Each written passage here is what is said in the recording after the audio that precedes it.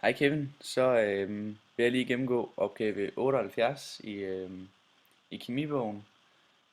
Opgaven omhandler, at man på smørmarier tilsætter salt i noget af smørret, og man så i opgaven skal finde ud af, hvor meget salt der er i,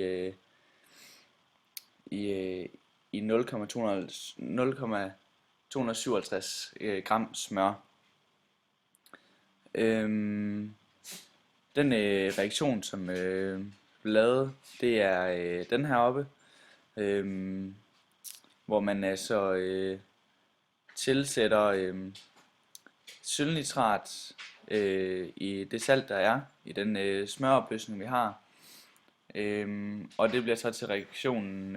Reaktionsproduktet vil så være, at sølvionerne går sammen med kloridionerne, mens at natriumionerne vil gå sammen med nitrat.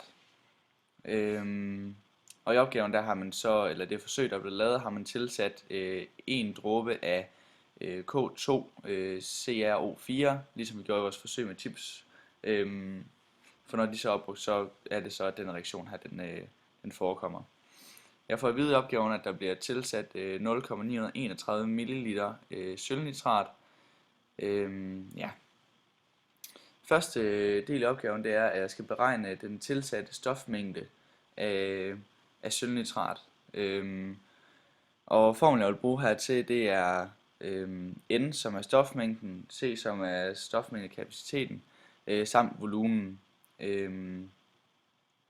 Og jeg får at vide, at at det er 0,05 molær, det er sølvnitrat, der bliver puttet i, som er skrevet her. Og det er så molær per liter, så derfor så har jeg lavet de her 0,931 ml om til 0,000931 liter, for at få det samme benævnelser. Og det bliver så til en stofmængde på 0,00004665 mol. Og det er altså så stofmængden for det tilsatte sølvnitrat. Næste del af opgaven, det var, jeg skal finde ud af, hvilken stofmængde af natriumklorid, som var ekvivalent med den stofmængde, som man tilsatte den tilsatte mængde sølvnitrat. Og som man kan se i reaktionen, så reagerer sølvnitrat og natrium 1 til 1.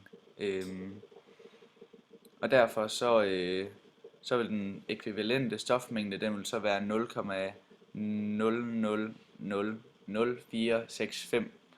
0,000465 mol, ligesom det bare ved AgNO3. Så hver gang man har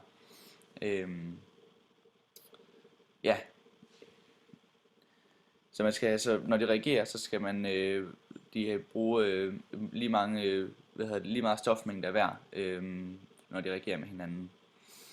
Så skal jeg finde massen for natriumklorid, altså saltet i det her smør. Og til det der er så bruge formlen M, altså massen, er lige med stofmængden gange molarmassen. Og her har jeg sat metal ind. Jeg fandt ud af, at stofmængden lige før var den samme som ved den tilsatte mængde sølvnitrat, altså 0,00000465 mol. Og molarmassen har jeg regnet ud ved hjælp af det periodiske system, og den er 58,443 molær. Ja. Og det giver en masse på 0,002721 gram. Og det er altså saltet i opløsningen, der vejer det her. Yes. Og så skal jeg så i sidste del af opgaven, som ligesom runder det hele af, finde ud af smørets saltindhold i masseprocent, altså hvor meget massen af salt udgør af smøret, som var 0,257 gram.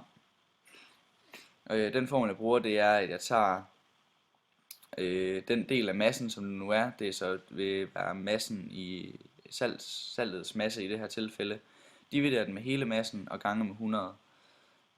Og her er udregningen så altså 0,002721 gram divideret med 0,257 gram og så gange med 100.